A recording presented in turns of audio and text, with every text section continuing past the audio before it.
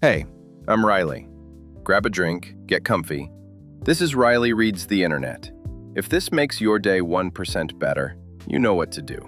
Now, today's first story. TIFU by making my world-class chef girlfriend the perfect toastie. I thought a grilled cheese would be the safest thing a person could make. Bread, butter, cheese. A skillet that isn't offended by your existence. Easy. And yet, somehow, that sandwich walked straight into my life, kicked over a few chairs, and announced that I just outcooked a world-class chef. By accident. Yes, a toastie staged a coup. My girlfriend is a culinary demigod. She spent years in those temples of cuisine where people book flights just to sit in a dining room for 2 hours and whisper about foam. She once ate at a place the critics rank among the best on the planet, put down her fork and went, "The garden salad's uninspired." Not angry, not dramatic, just the calm verdict of someone who knows what basil should do with its life. Living with her taught me what good actually means. She has opinions about salt types. She arranges cookware like a violin section. If I reach for her carbon steel pan, a silent alarm goes off in the universe. I love cooking, truly, but I am not going to arm wrestle someone who plates with little hearts drawn in sauce and calls it Casual Tuesday. I stepped aside, happily. She conducts the kitchen. I do the dishes and applaud from the cheap seats. Then, last month, a curveball. She's on her period, not feeling great, and she asks me for a tomato toastie. Grilled cheese for the Americans tuning in. Simple. Comfort. The culinary equivalent of a hug with corners. I figure even I can't mess this up. Sourdough, a respectable aged cheddar. Butter on both sides. Medium heat, 1 flip. The kind of thing anyone with a functioning adult brain can make while thinking about something else. She takes a bite. Nothing. No, no chef face tilt, just quiet. I wait because if there's one thing I've learned, it's that silence in a chef is a thesis waiting to be defended. She looks at me, genuinely puzzled, and says, "I can't make it this good." I laugh, because that's absurd. This woman can break down a sauce like a detective in an interrogation room. She could tell a stock if it's lying. She has a palate that hears colors. I am not better than her at bread plus cheese, and that's where I messed up. I told her it was nothing. "It's just a toastie," I said. "There's no secret." Which is how, for the last month, I have been a full-time grilled cheese employee in my own home. She comes back from a 12-hour day of painstaking culinary masterpieces, sets down her bag and says, "Can you make that toastie?" At first I thought she was messing with me. Then I thought, okay, maybe it's a mood thing. Comfort food has a direct line to the brain, like a weighted blanket you can chew. But day after day, the request kept landing at my feet like a polite little summons. No garnish, no edible flowers. Just, "Toasty, please." I tried to reverse engineer the mystery, because that's how the human brain works when faced with nonsense. Bread brand, butter brand, pan material, surface temperature. I narrated my technique, which is a generous word for do the obvious and don't walk away. She followed it exactly, and the result, according to her, was not mine. Imagine being told your driving is unreplicable because you used a blinker. There's a particular panic that sets in when you realize you might have offended someone in the one place they keep sacred. Not because she ever said that. She didn't. She was excited, actually. Delighted that this silly, simple thing could taste exactly like the comfort she wanted. But my brain did the insecure math anyway. If she's the kitchen queen and I just pulled a grilled cheese Excalibur from a stone, what does that make me? The toasty guy? The sandwich intern who stumbled into greatness? Here's the thing, though. The more I made them, the clearer it became that this wasn't about better. It was about what food becomes when it crosses from craft to care. There's the plate you serve the world, polished and perfect. And then there's the plate you want when your body says, "Today is not the day." Making something for someone at that moment, the way they asked for it, at the time they wanted it, does a magic trick science is still writing papers about. I would butter, I would toast, I would flip. She would sit, tuck one foot under the other the way she does when she's finally home, and take that first bite like she was clocking out of all the noise in her head. And in that silence, not the critique silence, the exhale silence, you could feel the world losing its sharp corners for a minute. Of course, I tried to hand over the reins. I told her every microscopic detail I could think of. Medium heat, not too eager. Butter that's softened, not cold. Cheese that's aged enough to taste like itself, but not so fussy it refuses to melt. Don't crowd the pan. Flip once. Let it rest a breath on the board so the cheese settles instead of fleeing for freedom. I described all of it like a weather report.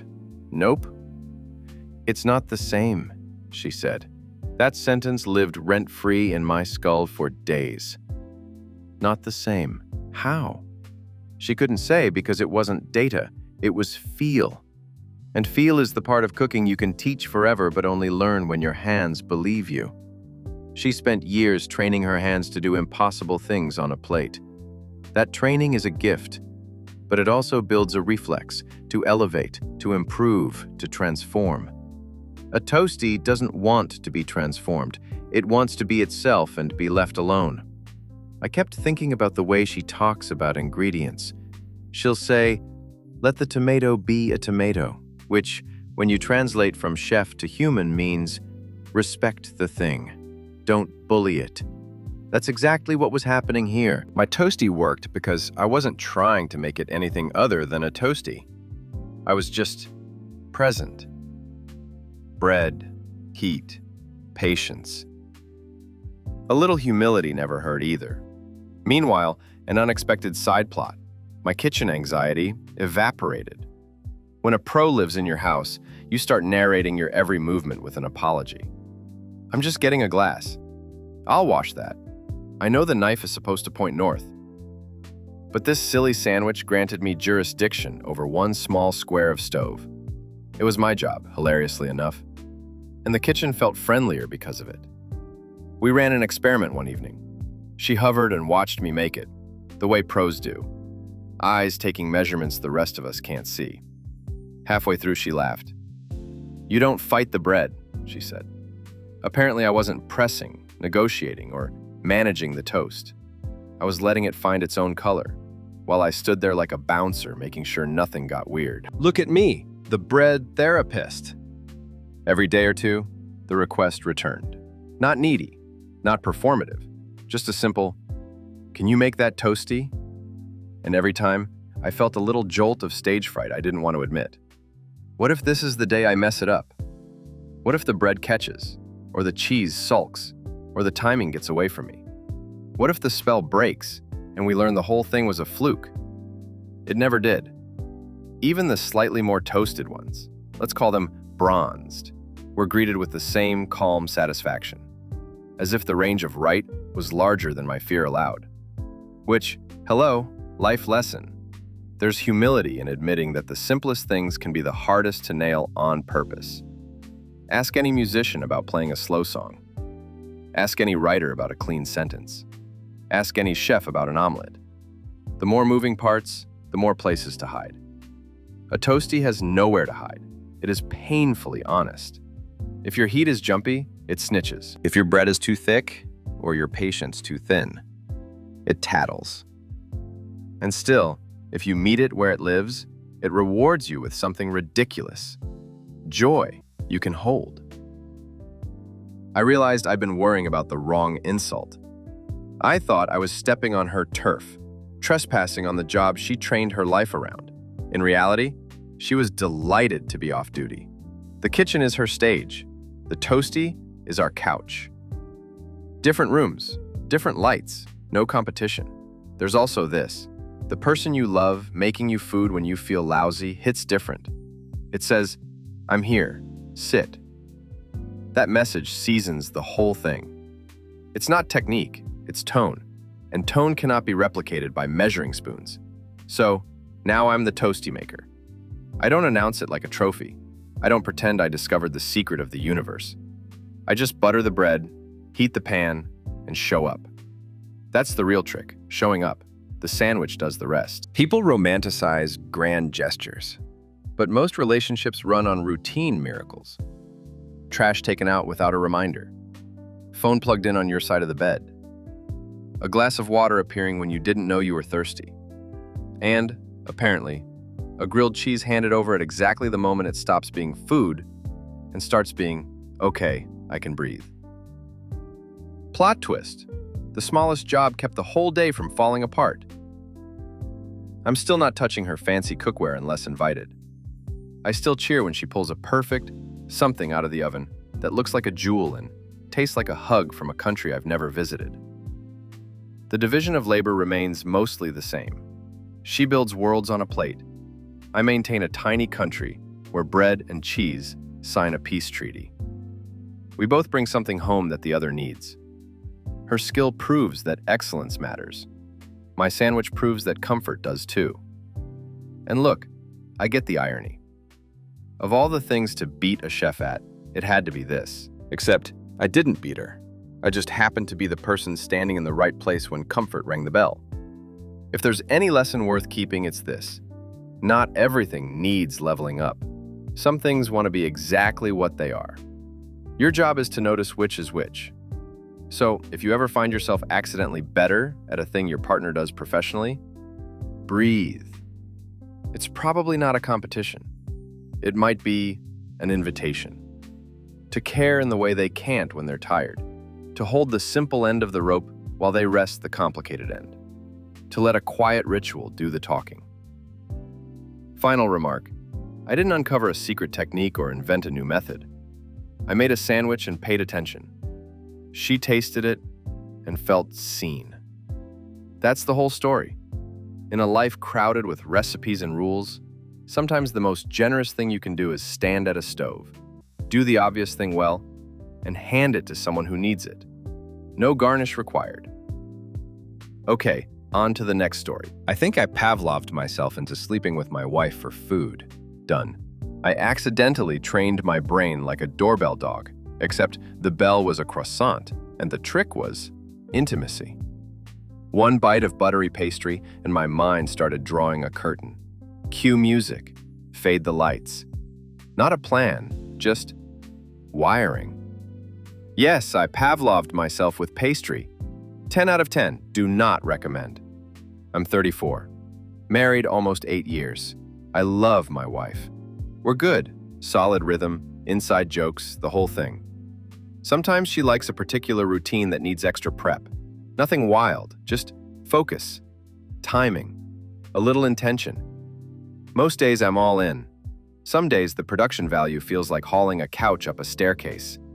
You still do it, but your knees file a complaint. Meanwhile, there's this bakery I adore, hidden on a narrow street. Parking is a myth told to children. Getting there is a commitment, but those croissants, clouds you can bite. We go, we grab coffee, we sneak a few plain ones for later so we can build croissant sandwiches, like architectural students who finally found a purpose for butter. One weekend, she pitches a deal. How about I go get your pastries, and while I'm gone, you set up, and when I'm back, we do the thing. Instant yes. It was the best day. Comfort carbs followed by quality cuddle time.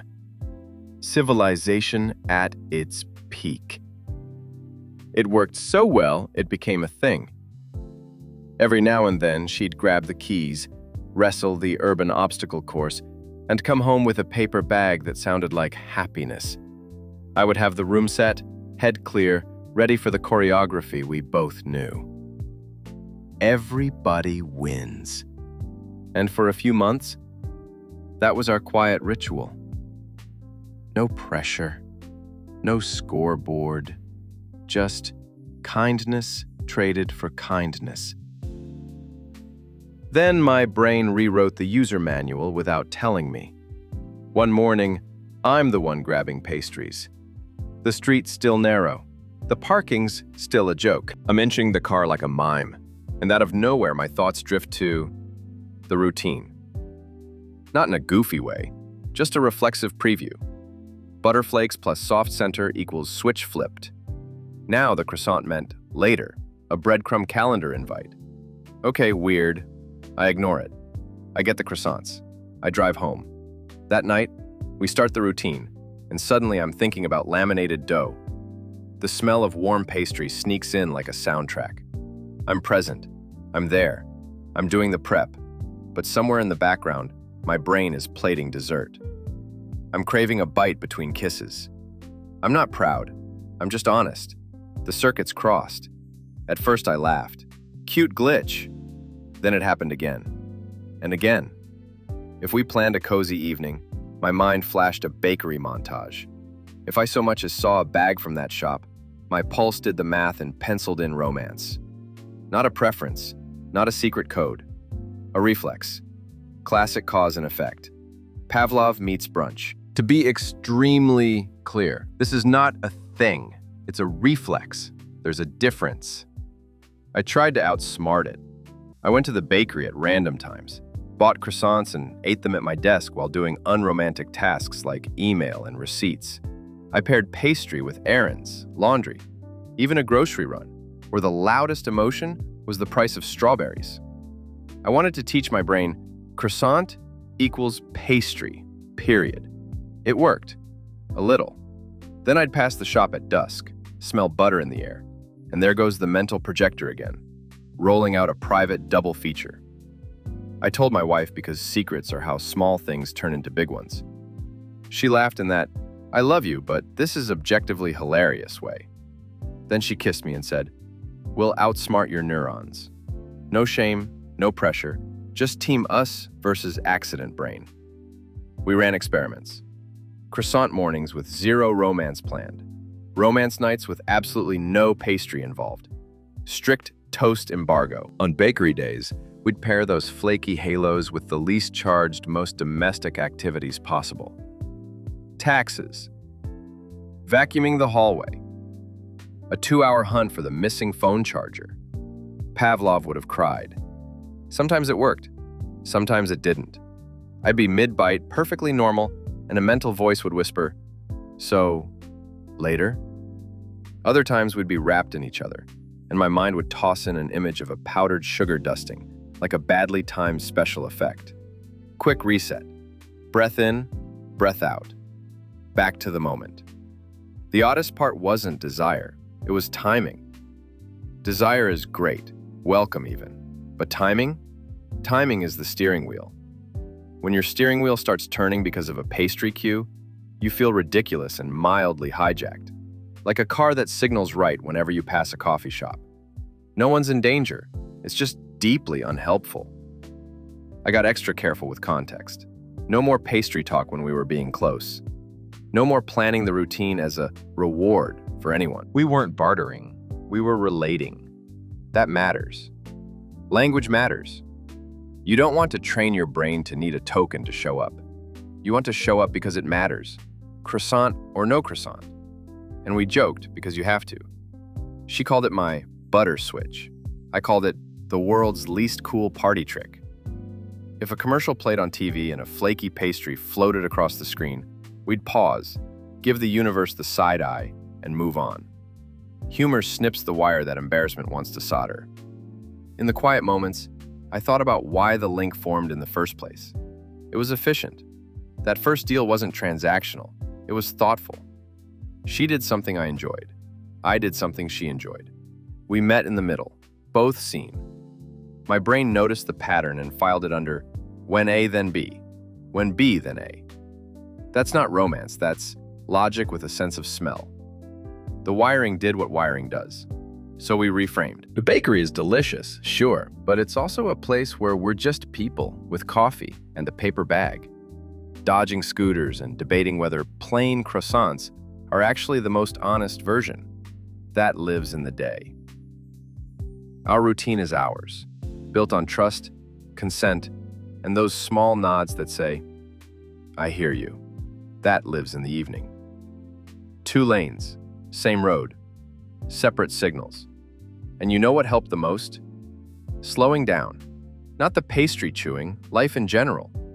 The more rushed I felt, the more I wanted cues to do the thinking for me. Oh, croissant equals closeness. Easy. When I took my time, actually noticed the sunlight in the kitchen, the sound of a spoon against a mug, the way she leans her shoulder into mine while waiting for the kettle, the reflex softened. Presence doesn't need shortcuts. It replaces them. We also added new, harmless associations. On purpose. Not as a trick, as a palette. Walks at dusk that ended with nothing but a funny story about the neighbor's cat. Playlists that meant we're just reading. A cheap candle that smelled like pine needles, purely for movie nights. When your world has more signals, one flaky triangle stops bossing the others around. Still, slip-ups happened. We'd be in line at the bakery, someone ahead of us would order a dozen, and my brain would unroll a red carpet like it was announcing a premiere. I would blink. She would squeeze my hand. The moment would pass. A reflex can be loud. You can be louder by doing nothing, just letting it stop echoing. I basically invented Pavlov's brunch. Great, fantastic, moving on. There were also a few awkward social moments. We brought a box of croissants to a friend's brunch, and my mind went, oh. I told my brain, nope, and focused on the table chatter about someone's new job. I changed the subject to the weather like a middle manager at a conference. Clunky? A little. Effective? Surprisingly. She teased me gently. Want to split one? She'd ask. In broad daylight, with the energy of a public radio host. I'd play along. We trained the context into something almost comically neutral. 2 people, 1 pastry, 0 implications. It became a bit. Bits help. There's the part I didn't expect. The croissants got better again when they went back to being just croissants. Once I stopped tying them to anything, the taste came back in full color. The flake, the warm center, the way a good one seems to breathe when you break it open. And our private routine? It felt more like us again. No props, no trades, just a yes that belonged to itself. If you've never had your brain link 2 things that should probably remain separate, congratulations. For the rest of us, it's humbling. You think you're running the show, and then your mind quietly moves a few index cards, and suddenly Tuesday smells like dessert for the wrong reason. The fix isn't force, it's separation, kindness, and time. You let each thing be itself. You laugh, you keep going. We also retired the original deal, not because it was bad, because it worked too well. When we want pastries, we go because flaky butter is happiness in edible form. When we want closeness, we do the prep because caring is the only currency that matters. 2 good things. 0 bartering. The end. I learned a lot from the whole fiasco. 1. Convenience is powerful. When you tie a treat to a task, your brain will happily weld them together. 2. Romance does not need a coupon. Earnestness is hot. 3. Humor rescues dignity faster than shame ever could. Laugh first, then steer. And 4. Rituals need room to breathe. If you run the same path too often, the grass dies. Change lanes sometimes. Put the croissant on a plate next to a book. Put the routine on a night where the only prelude is a quiet, "You good?" and a nod. Variety keeps the wiring from getting lazy. If you're wondering whether it ever fully stopped, mostly yes. Every now and then, a waft of butter will tap on the glass, and we'll grin at each other like co-conspirators. Then we'll choose. Because that's the point. A reflex knocks. You decide whether to open the door. We still visit the bakery. We still make time for us. The street is still narrow. Parking is still chaos. The croissants are still ridiculous. But the best part lives at home, in that beat where you both look up and remember why you picked each other. No pastry needed. Final remark. I thought I'd hacked romance with a clever trade. Instead, I taught my head a shortcut and had to slowly unlearn it. Good news. Closeness doesn't need tricks.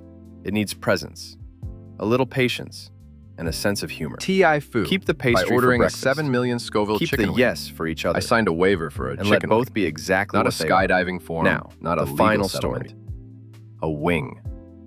The server slid it over like I was renting a chainsaw, And my brain, ever the optimist, went, how bad could it be? Famous last words, brought to you by capsaicin. I like heat, not stunt heat, just the kind that wakes you up and makes food feel alive. I handle very spicy meals fine. I've even daydreamed about trying a ghost pepper, maybe a reaper, just to see if my taste buds could take a victory lap. There's a local wing spot I love, independent, loud in the best way. They run spice challenges, each one with a name that sounds like a band you listened to in college. The top tier is nil by mouth.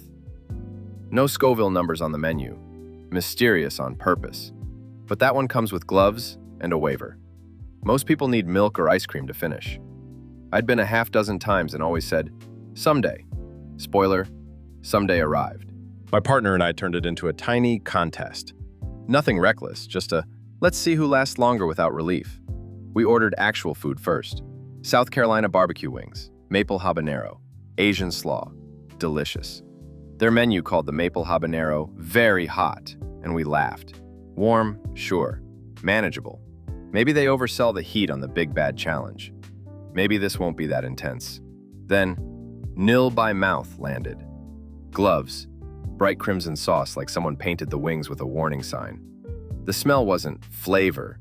It was pure spice, sharp and a little industrial. We signed. The chef wandered out, leaned on the counter and grinned like he'd seen this movie before.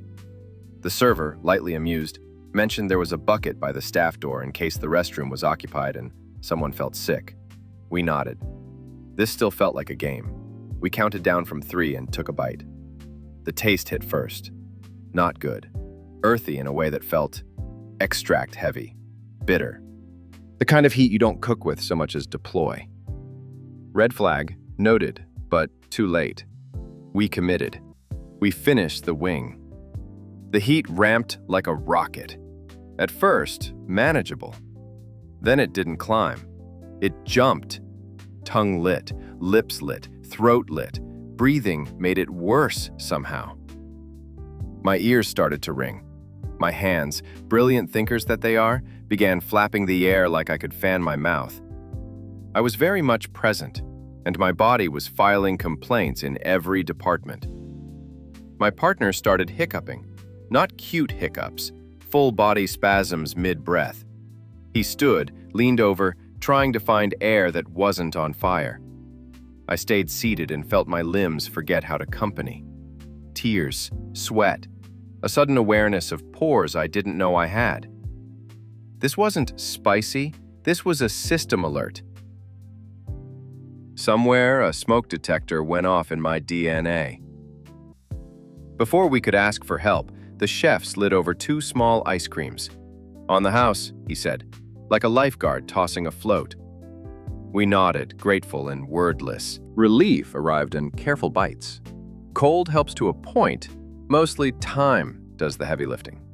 We sat, we breathed, we blinked like people returning from a bright room. How hot is that? I asked once my mouth remembered English. About 7 million Scoville, he said.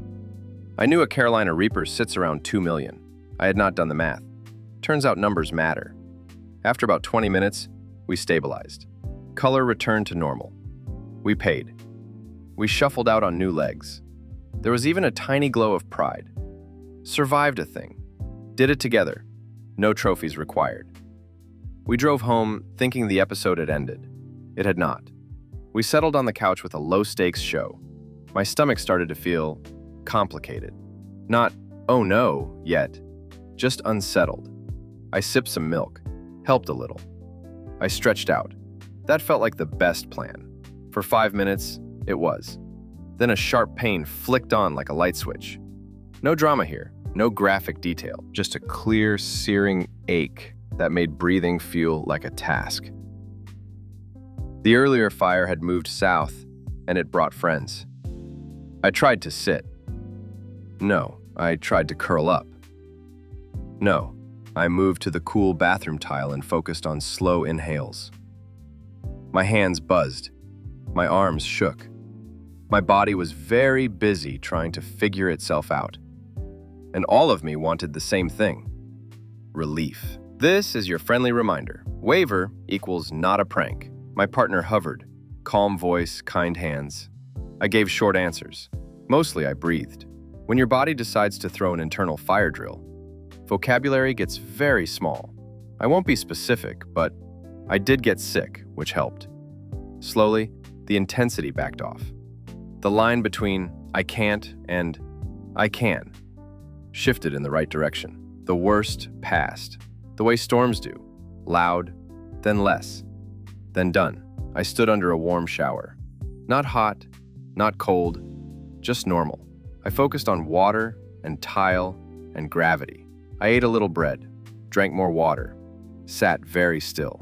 Laughed once, a quiet, breathy laugh, because sometimes absurdity is the handrail your brain needs. Then I went to bed and slept like someone who had negotiated a truce with their gastrointestinal tract. Morning came. I was okay. The story, however, was not done telling me what it meant. Here's the part where we pretend to be wise. The lesson isn't never do a challenge. Adults can choose their entertainment. The lesson is that there's a difference between flavor heat and extract heat. One's a party, the other is a test. A waiver isn't spooky marketing. It's a sign that your body might react in ways you can't predict. That deserves respect. Also, bragging rights evaporate when you're curled up hoping your insides forgive you. No one wins that round. You just file it under, I tried a thing and learned the limits. We talked about it that evening. My partner raised an eyebrow and said, next time, let's do very tasty instead of very dangerous. Fair. We like heat because it makes food sing, not because it makes ambulances relevant. We decided to retire No by Mouth to the shelf of experiences labeled not for us. If the dish comes with gloves, maybe skip the extra sauce request. A few details stuck with me. The way the spice felt like it turned breathing into a problem, the ringing in my ears, the absurd flapping of my hands, the silent camaraderie of the other tables watching like we were in a nature documentary. And then the chef, kind without being smug, delivering help without a lecture. Those little graces matter. What also stuck? How your body tries to protect you. Hiccups to reset breathing, tears to flush, sweat to cool, shivers when you overcorrect with cold. It's not drama, it's systems doing their job. Respect for the machine increased. We joked our way back to normal life. Every time we passed the restaurant, we saluted the doorway like veterans of a very local, very silly campaign. We still eat wings. We still like bold. But we aim for flavor that lights you up without burning the map. There are 1,000 ways to thrill your palate that do not involve a waiver and a bucket. When friends asked, I told the truth. I didn't glorify it. I didn't turn it into a dare. I told them it tasted rough, hit hard, and wasn't worth the aftermath.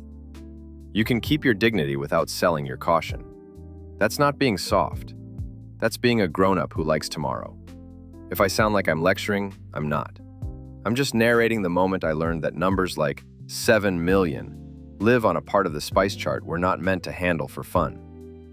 Food is joy. It's memory, culture, love. It's a table where your people gather. A challenge can be entertaining if it's built on actual flavor and reasonable stakes. It stops being entertaining when your nervous system needs a meeting. The best bite I had all week? A normal dinner the next night. Something with warmth and character. Something that let the ingredients be themselves. That bite felt like an apology in the best way. Simple, balanced, kind. It tasted like, welcome back. Plot twist. The bravest move was ordering medium. So yeah, I signed a waiver for a wing and found out where my line is. Good information to have. I can still enjoy heat without chasing a headline. I can still laugh at myself without repeating the mistake. And I can still tip the chef who quietly saved my evening with a cup of soft serve and a look that said, happens more than you think. Final remark. I didn't conquer the hottest wing. I survived it and learned the point wasn't glory, it was humility. If spice is supposed to make food sing, Keep it in the music and out of the emergency soundtrack. Enjoy the fire that tastes like something. Leave the gloves for the grill, and let dinner be dinner. What would you do? Drop it below. If this made you smile, hit like and subscribe. You're awesome. See you next time.